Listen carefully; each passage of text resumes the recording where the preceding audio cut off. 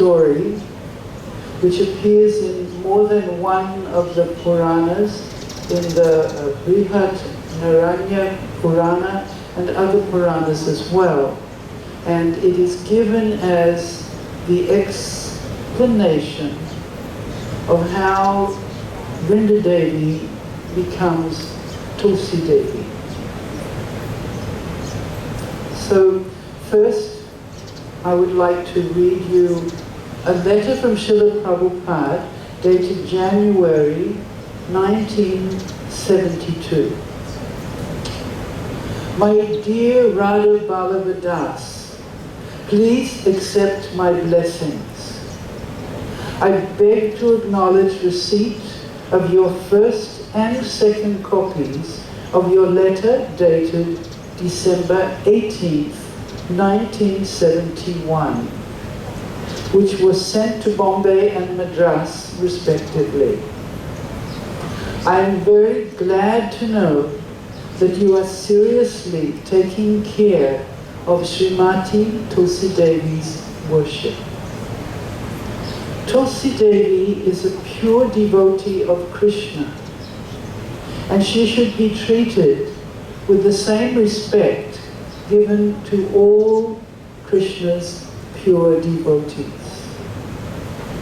Simply by worshipping her faithfully, a devotee can get himself free of all material miseries.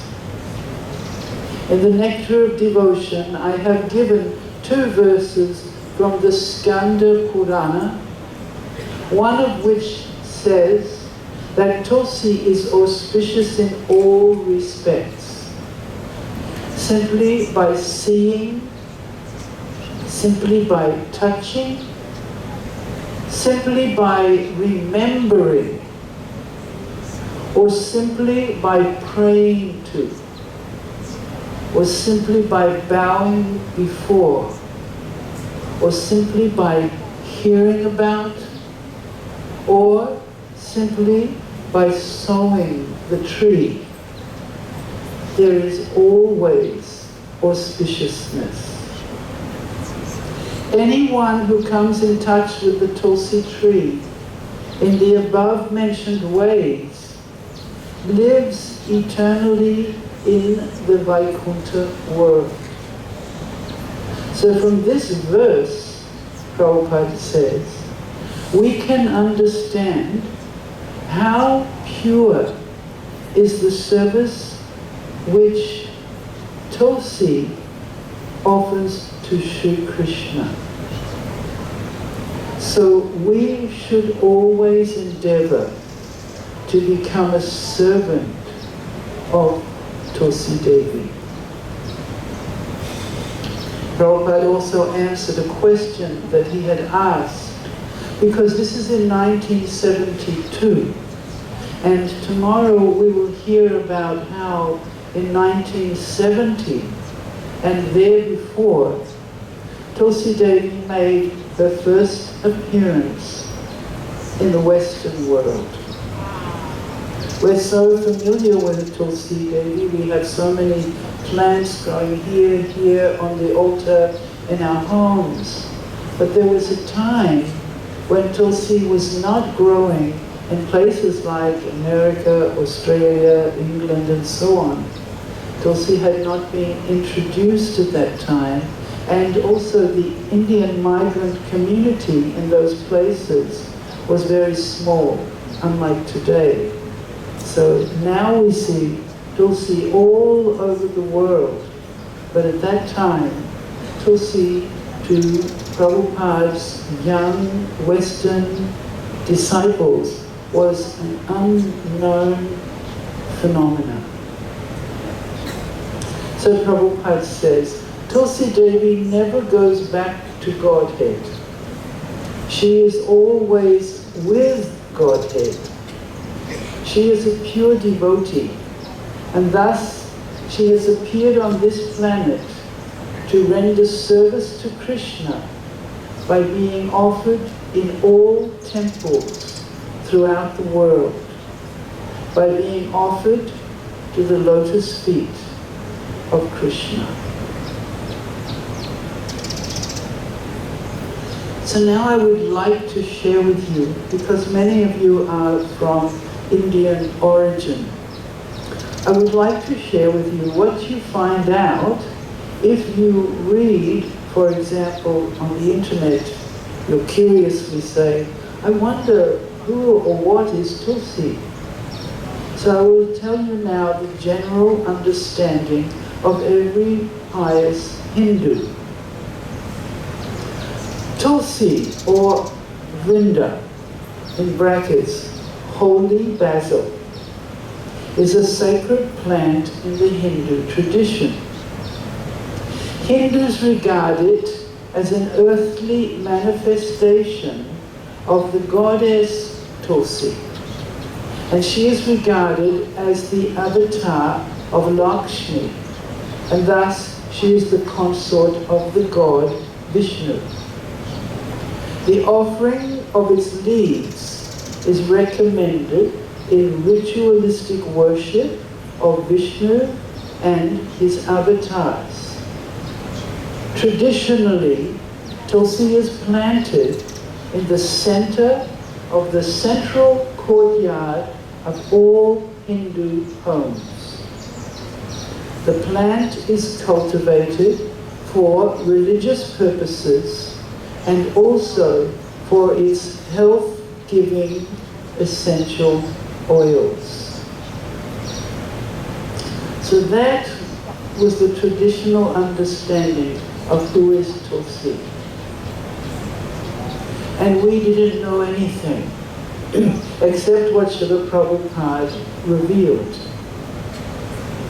So in searching for some information, who is Tulsi?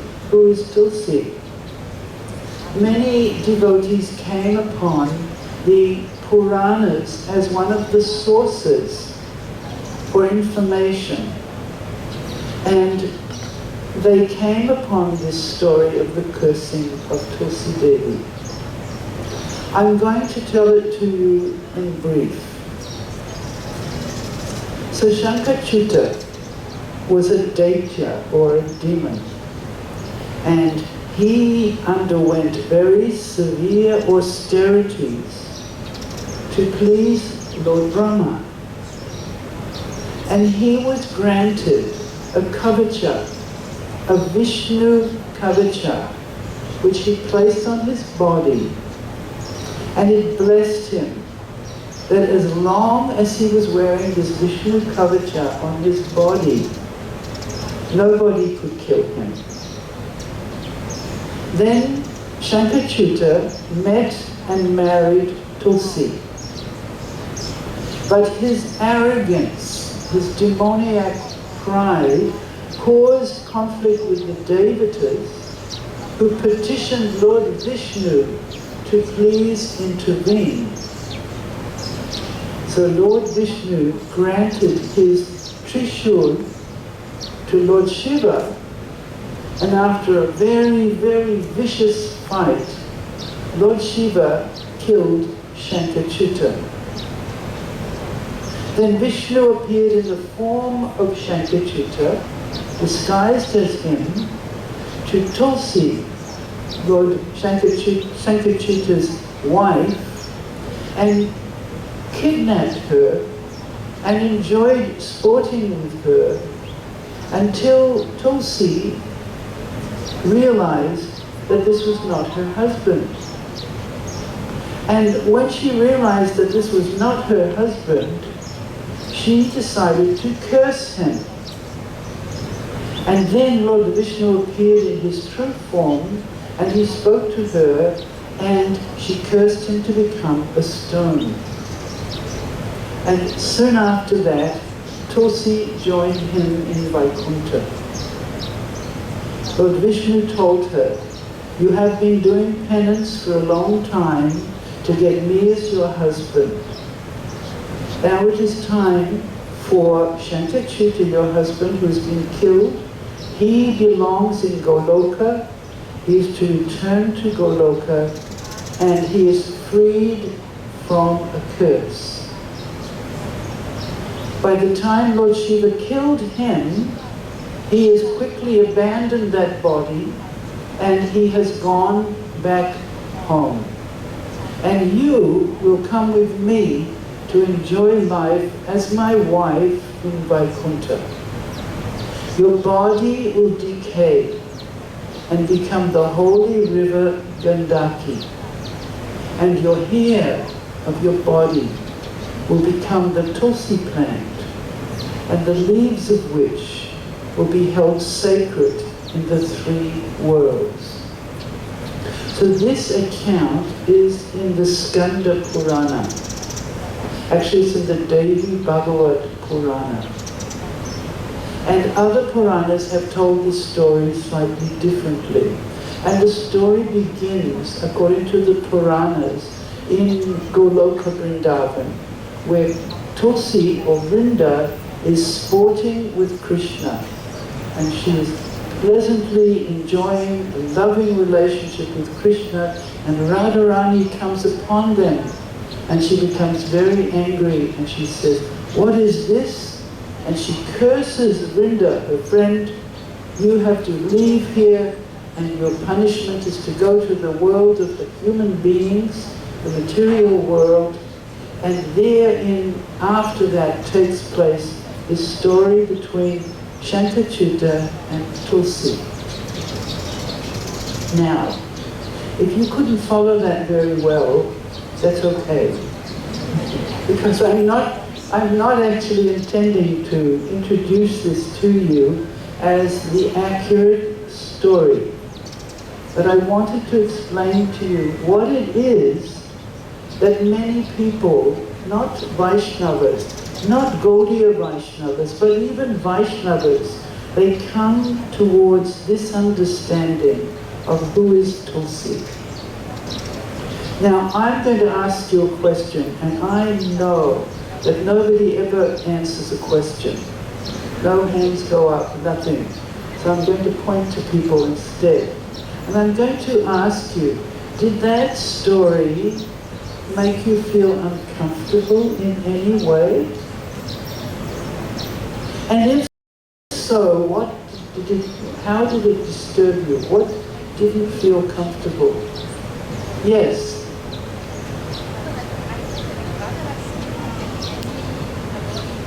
Radharani could not have envy towards Vrinda Devi. Yes? Does anyone agree with this? Yes, this is a very good point. Let's hear another one. Thank you. It's on my list.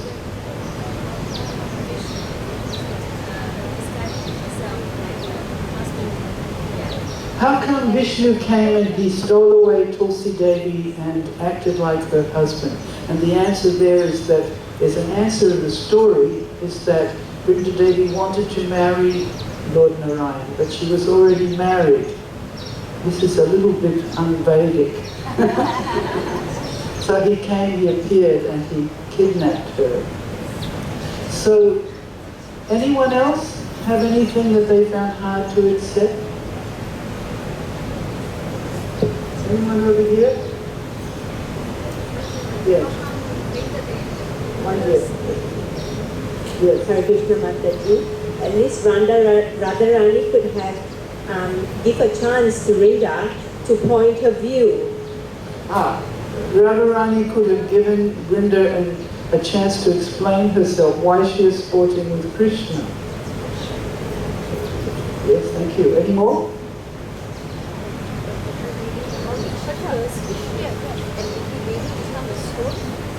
How could Tulsi Devi curse Lord Vishnu and he became a stone? Any more? Yes?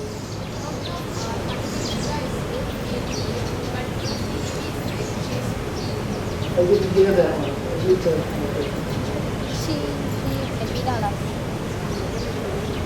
Hare Krishna Mataji. How come Shankachuta is known to be a demon? He causes havoc for the Devatas, yes. But his wife Tulsi Devi is a very chaste woman. How does that work? He was Sudama. According to the story, he was Sudama in Vrindavan, and when Radharani cursed Vrinda Devi for being with Krishna, Sudama spoke up on behalf of Tulsi Devi, and she cursed him too, and told him to go and you're a demon, go. And he went. Any other confusing points here?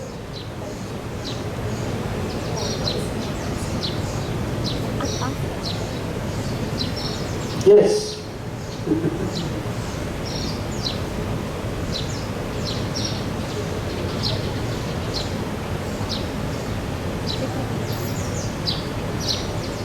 I want you to entertain doubts at this particular point, rather than to say, oh, this all makes sense.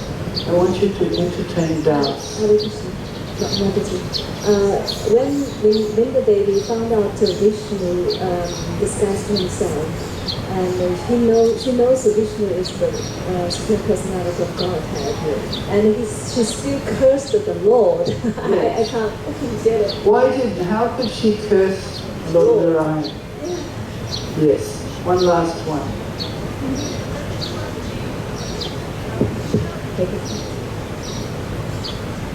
Hare Krishna Mataji, eventually Krishna married with Rukmini and Radha was left behind. They always said that Rukmini is like the energies of body of Shakti, the feminine factor of that. So the doubt is, Vrinda Devi and Radha, they're like mothers, it's like... Your question sounds confused. Yes, it's confused. Okay, very good. Thank you. One last confused question, please. Hare Krishna. Yes. And sorry, what's the demon name again? Yes. Okay, so the demon, recently I was reading the pastime of Srimati Radharani, part 1 by Purushottam Swami. So, from chapter 8, there is a pastime about Sri Dharma. Actually, this demon is the incarnation of Sri Dharma in Goloka Vrindavan. They are best friends. Yes. So what happened? It is pastime about Viraja, a very young lady, a gopis, where Krishna always go there and visit her. And Radharani got to know and got so angry and cursed her. I'm going to pause you for a moment. Okay. Okay. You're going a little ahead. So there is the pastimes about Yes. how Radharani cursed Sri Dharma Yes. to come into this material to born as a demon. Yes. And So this is a story. It's a story. It is a lila. It's a Puranic lila. So you can say in one sense, it's authentic. You can't say that it's not authentic if it's in the Puranas. However, I'm glad that you expressed your confusion. Nobody expressed the question that first came into my mind, however, and that was, how could Vrinda Devi be enjoying with Krishna because she's a servant of Srimati Radharani? How could she be doing that? So all these questions need to be raised when we read something in a general way. I explained to you what the Hindu understanding of Tulsi is, and the pronoun used is it. It grows in the courtyard. It is very good for religious services. It is very healthy, so we turn it into medicine. And then when we go another step and say, okay, I want to look at the religious books, we come to stories that are very difficult to actually assimilate and accommodate because they carry so many contradictory elements. And so what are we supposed to do? I'm going to tell you. Because all of us here come in the line of Sri Chaitanya Mahaprabhu. We're Gaudiya Vaishnavas. So we must go to our own tradition to understand and align all the parts of our life and all the parts of our understanding. So who represents Sri Chaitanya Mahaprabhu, who we should go to? Who is the first and foremost authority of Sri Chaitanya Mahaprabhu's teachings and instructions? Do we know? I don't mean Srila Prabhupada. I mean authentically throughout the whole of our tradition.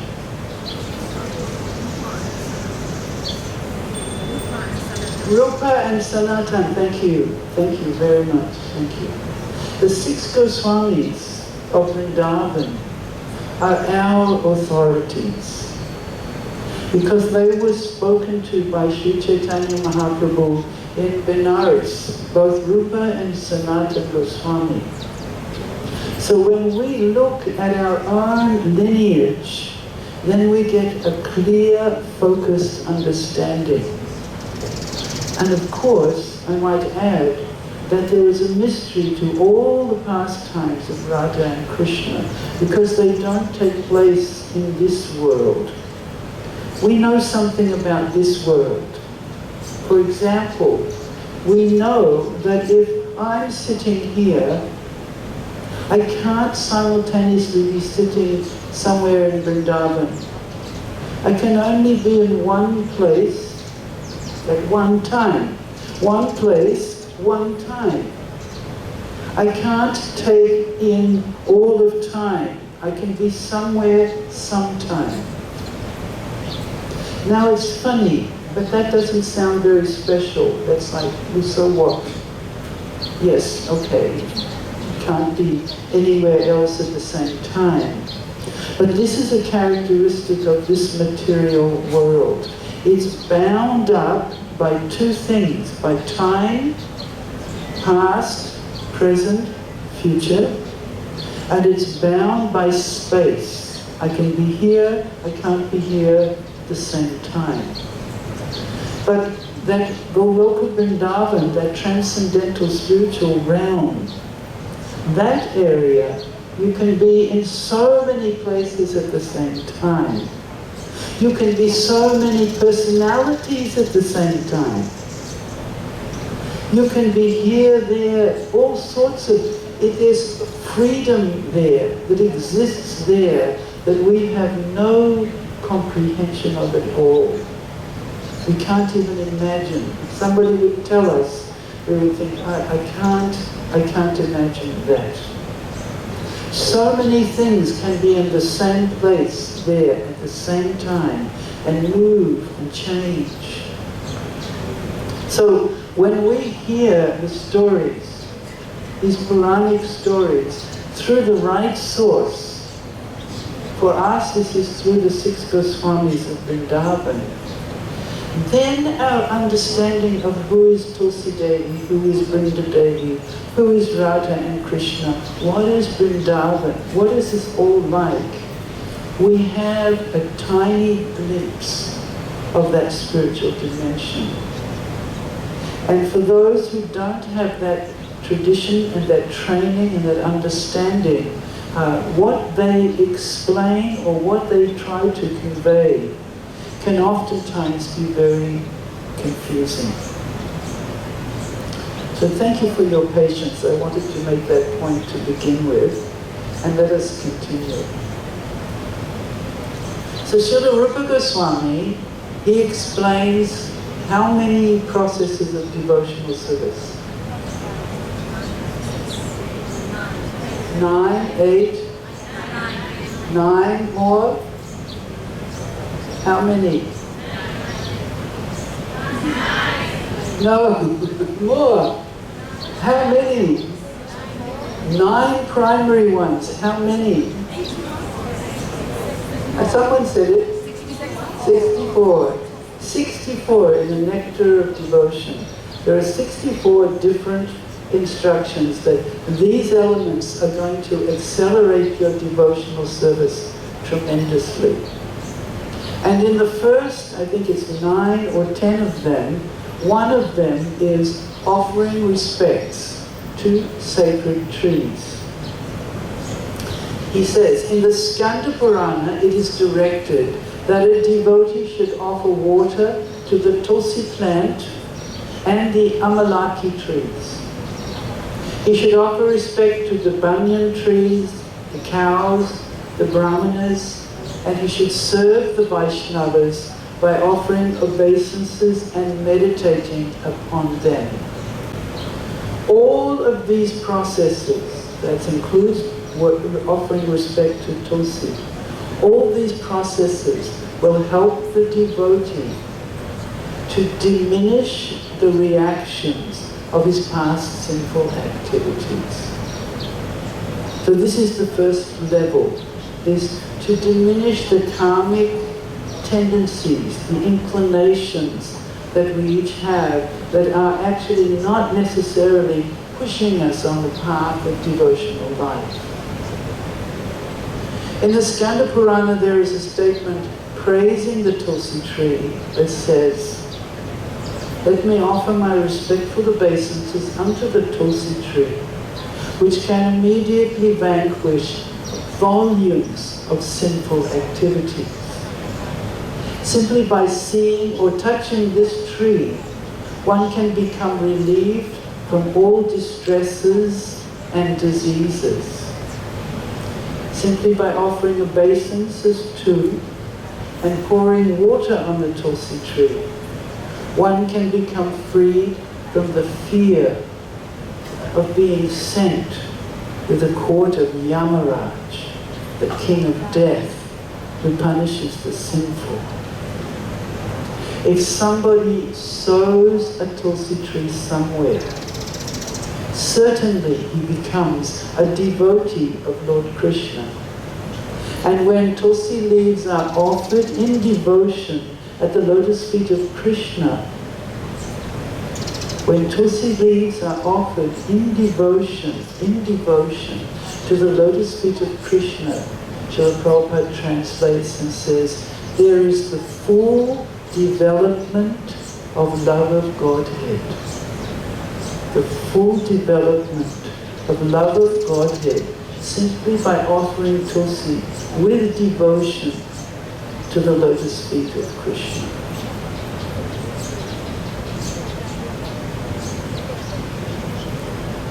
So then, I think it's in our interest to hear a little bit more about this Vrinda Devi, Tulsi Devi story from the Puranas, to understand that Vrinda Devi is actually an expansion of Srimati Radharani. And her partial expansion of Vrinda Devi is Tulsi Devi in Vaikuntha. So why was it that Tulsi Devi was interested in marrying Lord Narayan? Because Tulsi Devi is in Vaikuntha at this point. Vrinda Devi is a very intimate associate and girlfriend of Srimati Radharani. And Krishna, this is actually quoting from Srila Prabhupada, Krishna expands as Narayan to marry Tulsi in one of his pastimes. So Srila Prabhupada refers to this Leela, but he refers to it as one pastime. This extraordinary event took place. But he directs us much more directly to Tulsi Devi as an expansion of Srimati Radharani in Vrindavan.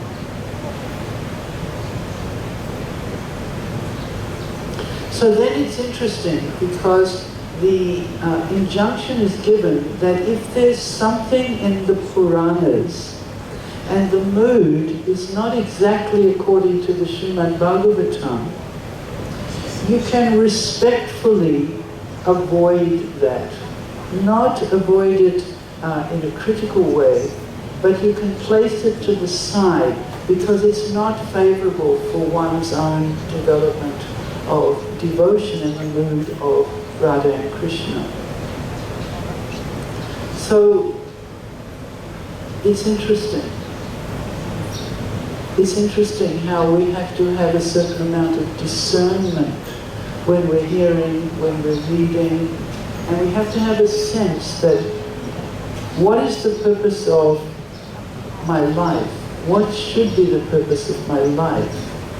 And the purpose of my life should be to come to the point where I understand who I truly really am, as opposed to who I believe I am right now in this world of human beings, because this identity is not our permanent and total one. We have an eternal relationship with Srila Prabhupada, with Radha Krishna Kanayada, Shri Gaura-Nitai, and also Jagannath, Subhadra and Balaram. And that, to uncover that, is actually the intention of Krishna consciousness. So let us hear a little tiny bit about Vrindavan. Vrindavan is the land of the highest divinity and the sweetest reality. There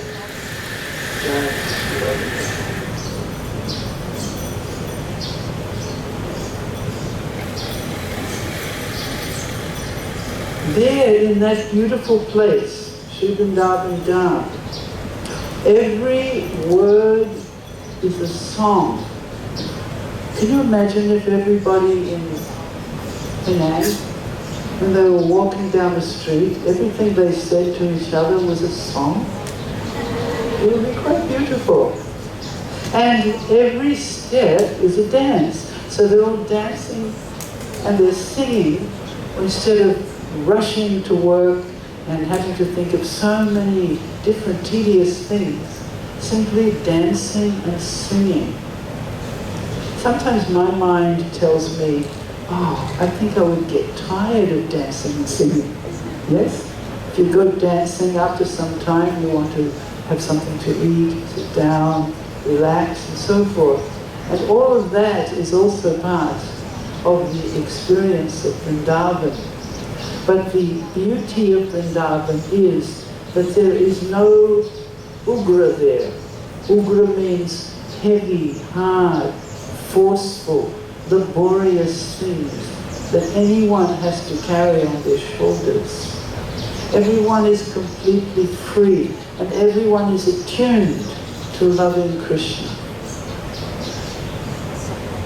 Therefore, the curse of Radharani, if there was such a curse, it would have to be a benediction rather than a curse.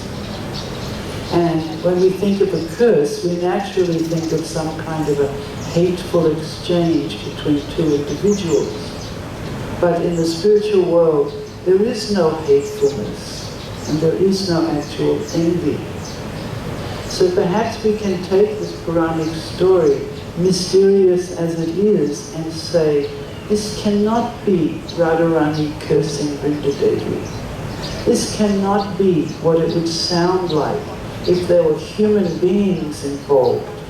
This cannot be a scandal that would reach the headlines of the newspapers. This is not like here.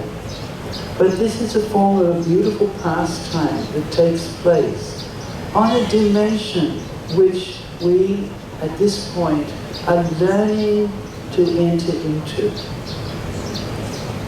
So this cannot also be understood by somebody who is not in the line of Sri Chaitanya Mahaprabhu, because they do not have the training to understand it.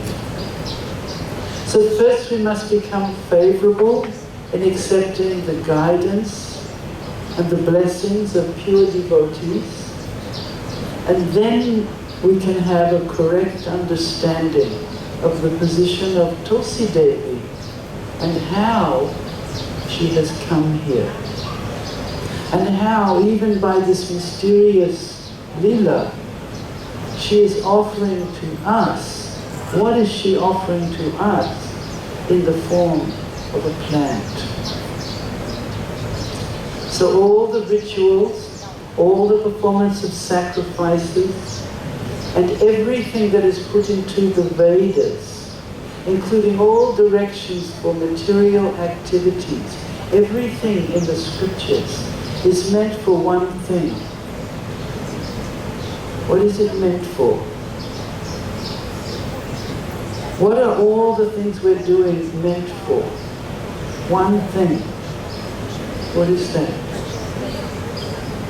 Pleasing Krishna and pleasing Krishna and loving Krishna and remembering Krishna. This is what we're being trained for. And as ladies, we have a special advantage. Because men, you know, they have to take the front of the responsibilities of life. And we can do that also if we have that nature, that inclination. But if we prefer to, we can allow them to take that kind of weight, and we can do what ladies all over the world in temples, Srila Prabhupada mentions this, it's ladies who go to the temple. It's the ladies who are there, because the ladies have softer hearts. So if we can keep our hearts soft, soft means that I trust that Krishna will take care of me. Somehow I trust Krishna over all the other difficulties that may be there in my life or other people's lives. And I'm trying to understand how everything that surrounds me is meant to gently bring me towards his lotus feet. So, Srila Prabhupada tells us the perfection or the process of what we're meant to do in this life. He says by understanding the Vedic literatures, one can understand, as we just spoke of, one's relationship with that Supreme Personality of Godhead. And then, by performing these different processes, one can approach him. And at the end, at the culmination point, one can attain the supreme goal, which is none other than the Supreme Lord himself. And this is the teachings of Sri Chaitanya Mahaprabhu. This is the teachings that we have somehow or another, all of us, received. And this is a great fortune that we should all understand. Because by way of our association with devotees, perhaps we met a devotee somewhere, and then we became devotees, and then from becoming devotees we have devotee friends, and by having devotee friends we come to the temple. By coming to the temple we hear from the Srimad Bhagavatam, or we hear from Srila Prabhupada in some form. And so slowly, but definitely, we're molding our lives in the direction of Krishna. So I want to finish with a final quote here. The Supreme Personality of Godhead, the Son of,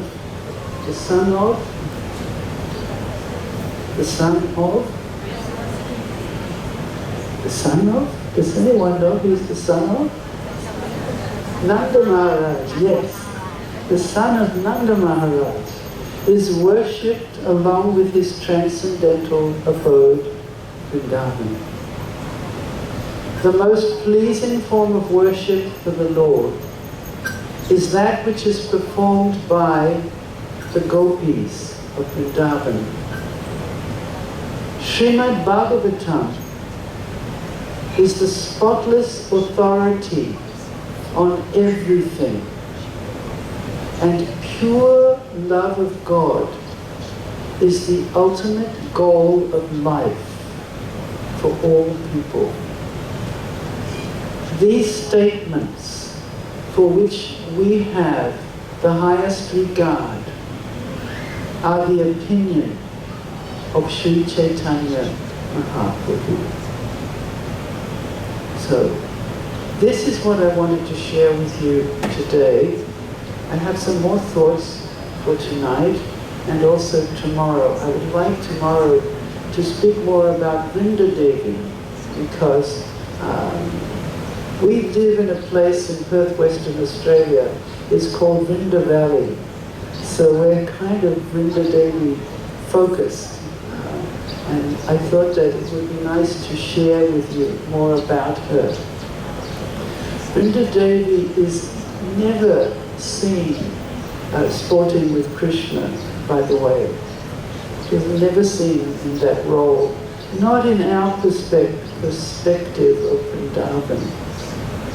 So Vrindavan is a mysterious place.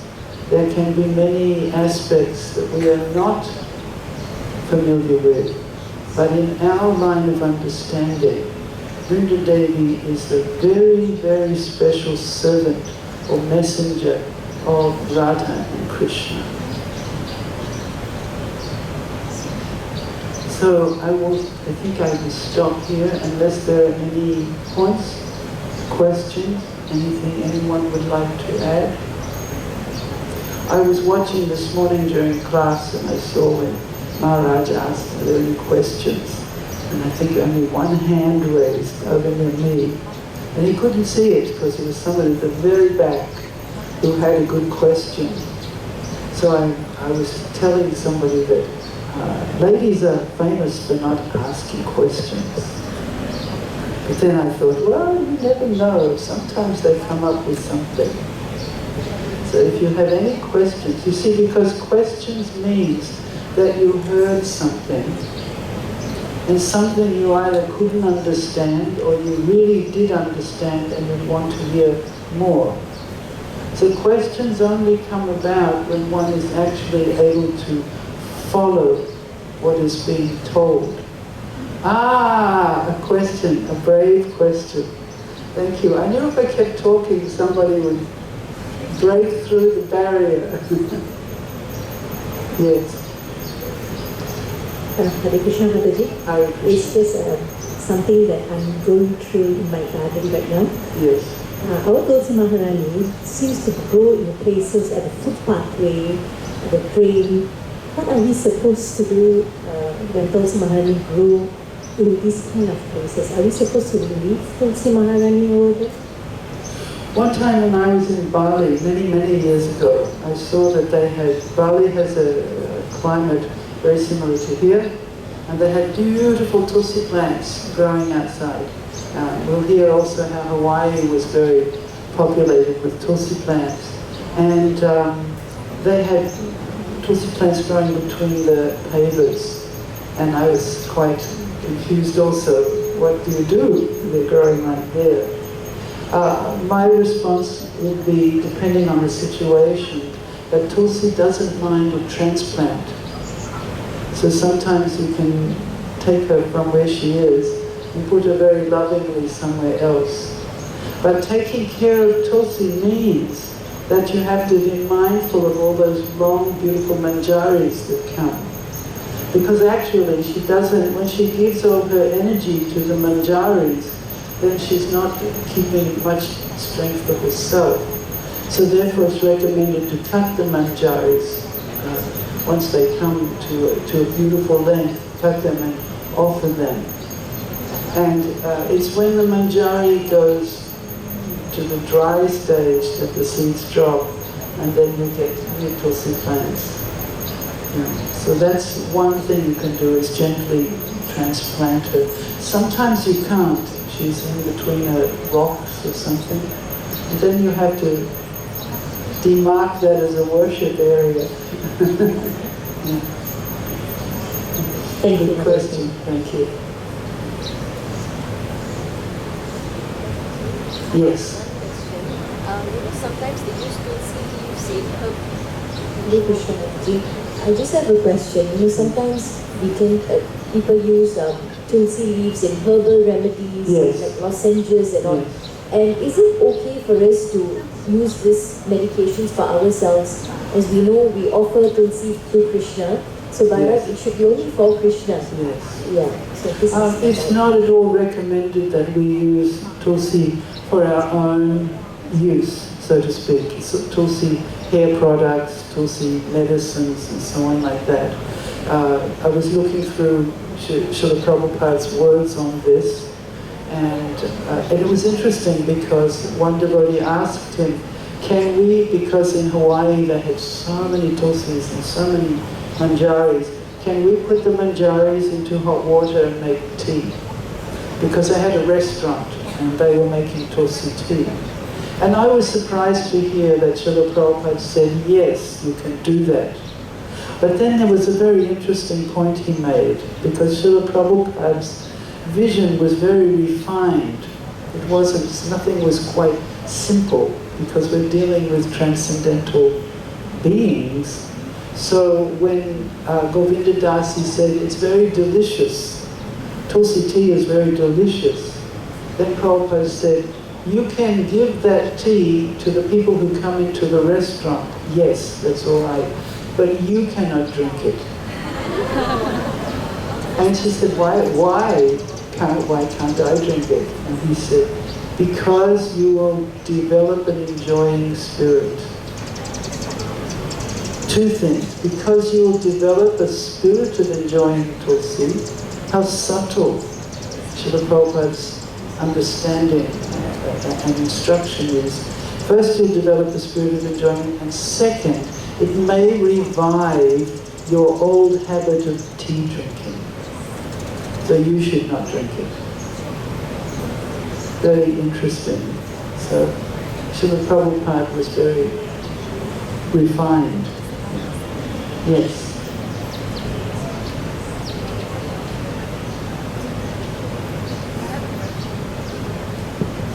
Hare Krishna. Mataji, Hare Krishna, I have a question. Usually, if the fresh tulsi leaves are absent, because usually we use fresh tulsi leaves for garland making and offering the seventh swan. If fresh tulsi leaves are absent, usually people use dried tulsi leaves to make offering. My question is, two questions. One, is it proper to use dried tulsi leaves for garland when fresh tulsi leaves are available? And second question, like if you make a dried tulsi leaf garland, and usually tulsi dried leaves are like green for 3-4 days, usually you see. But if it turns black, is it a bad omen? Tulsi in any form can be offered to the deities, but it would be kind of common sense. I would say that the fresher the leaves, the better. But Srila Prabhupada also says that you can pluck the used leaves, the leaves that are always turning a little bit yellow, and they're equally acceptable. Tulsi has such a sanctity that they can also be offered. But I think for a garland, the green leaves are most beautiful. Yes.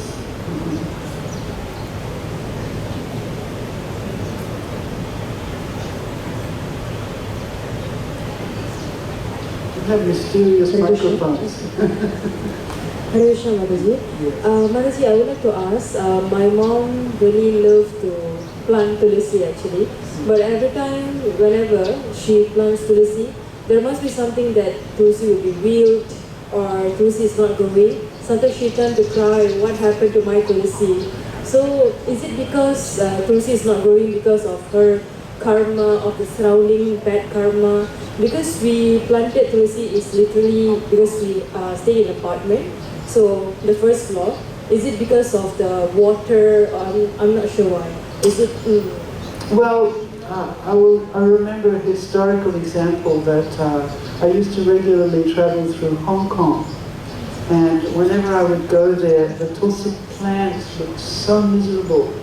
There's one branch like this and a few curled leaves on them, and they would still do the puja to the tulsi plant, but they looked really awful.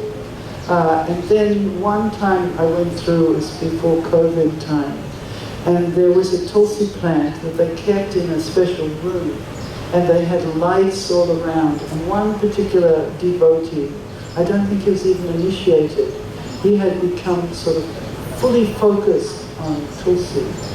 And this plant, I've never seen one so beautiful and so big. The pot was about this big, and the plant was like huge like this, growing out. And he had lights on all sides, and he was watering, and he was doing so many careful things. But when I came back a couple of years later, she didn't look like that. She didn't look so beautiful anymore because he had gone. He had gone somewhere else, and the tulsi plant was large and kind of uncomfortable looking. So there's two things there. One is, if your environmental condition in Hong Kong, you're in the middle of the city, the windows of the temple where the tulsi plant was don't get any light.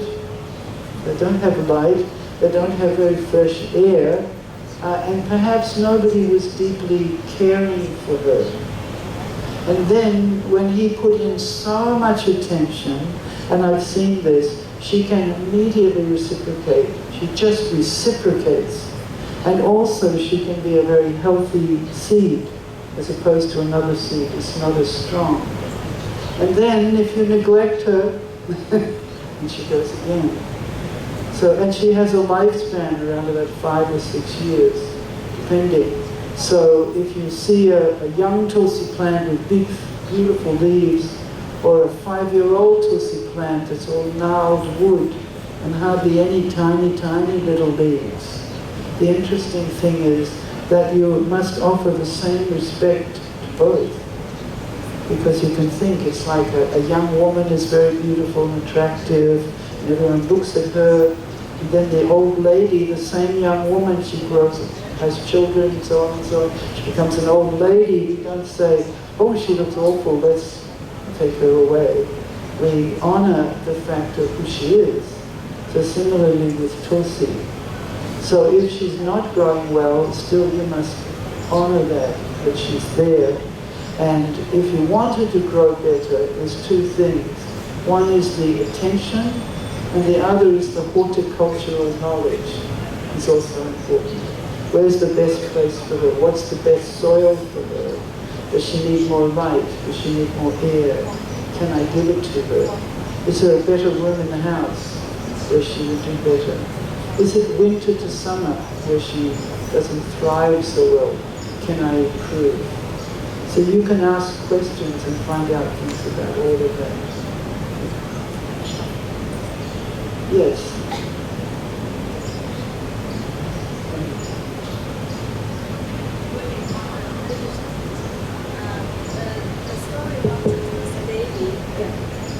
So the story you just mentioned about Tulsi Devi's husband, Shankar-Chuta, he was very powerful because he got this blessing from the Brahman. And I heard the story is he actually killed while after Vishnu disguised himself and with Tulsi Devi, because Tulsi Devi is a chaste woman. So they were together. Then Shankar-Chuta lost his power. Then he was killed by that time. So you just said he was killed by Shiva, right? Yes. Yeah. So it was before or while Vishnu was Tulsi Devi, or I just want to make it clear. As far as I understand, it was after, but I didn't read it very carefully. Okay. So I can't account for the details. Okay. Yeah. And another thing I want to share with everybody, Tulsi Devi is, when I first come to Krishna consciousness, and there's Indian mataji told me, Tulsi Devi is the gatekeeper of Vrindavan. If you want to go to Vrindavan, real Vrindavan, not just buy a ticket to go to Vrindavan, you have to worship Tulsi Devi. So that's from that point I start to take care of Tulsi Devi. Take care of Tulsi Devi. Yeah, but I had two Tulsi Devi plants around the side of the altar. And in 2020, when the COVID-19 started, I was supposed to go to UK to visit my parents-in-law for 3 weeks. The day I left to China, I didn't know there was the COVID-19. And I was supposed to come back for 3 weeks, so I bought a little water drop to plant to give the water to the plant. So for 3 weeks, it counted it. And ended up, I came back after 3 months because it was quarantine, this and that. And constantly I was praying in mind, oh, there's no water, oh, what should I do? When I go back, maybe they will die, or this and that, and Krishna, please, please. I was constantly praying. And when I come back, before my tulsi plant was green leaves like that. But when I came back, the leaves is very, very small and purple. And they were very, very healthy for 3 months without water. They were just in the sunshine. It was amazing. So I think the pray to Krishna to protect the Vrinda Devi, also very powerful. And your mind connect with Vrinda Devi. Also think of her.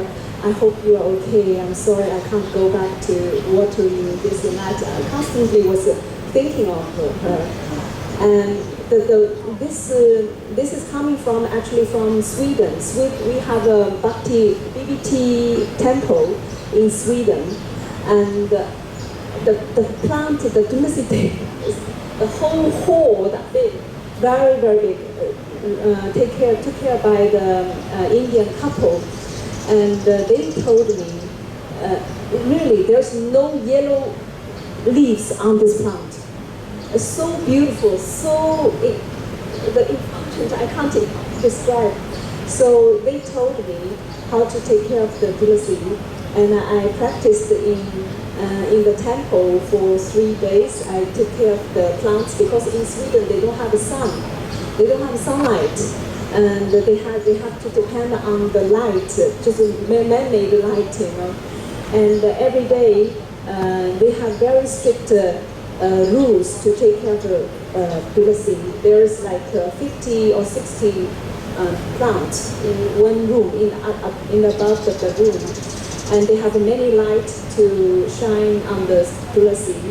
Every day we have to take shower, then go inside to collect all the yellow leaves which is dropping from the tulsi.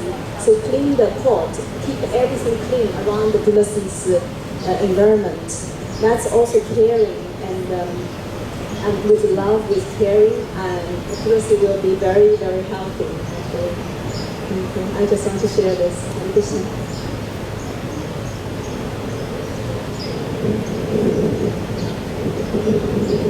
Hare Krishna, Mataji. Hare Krishna. Hare Krishna. I have the similar experience like what Jaya Suchitra Mataji had before. I think through meditation. This is personally from my testimony because I've experienced that in my previously I was very ill. I was wheelchair bounded and I was staying in this temple also. I had an accident on my leg and I had 3 operations on my stomach. I was very, very ill at that time.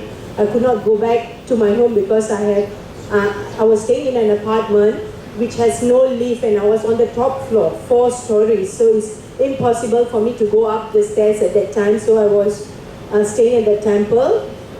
So I was very attached with Tulsi Maharani. I have potted plants, at my balcony there. And I was very worried, who will water the plants at that time, because being a single mother and staying alone, away from my daughter, she's in her university already.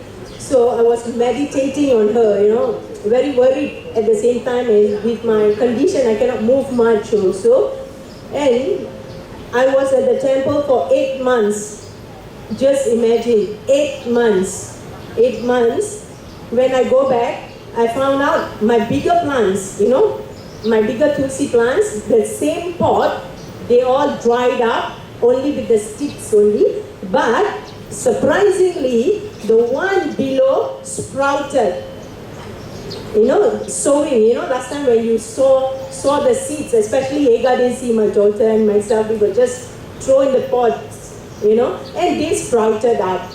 So from there, I know Tulsi did not leave me, I would say, and so I become more attached to her and believe in Tulsi Devi, and I began to do some research, and I found that this book, which this Mataji from JB, How to Care to Tulsi Maharani, It's called Tulsi Amrita by Bhakti Maharaj Rasa Vishramba Madhava Maharaj. He has compiled this book where I'm still reading until today. So I think it's also a good book, how to care, and like what Mataji said, how the lighting, all these things, it's all about. Thank you so much. Hare Krishna. Thank you. Thank you very much. Thank you. Hare Krishna. Shri Prabhupada ki jai. Srimati Tulsi Devi ki jai. Gaur Premanandi Hari Hari Bo. Hare Krishna.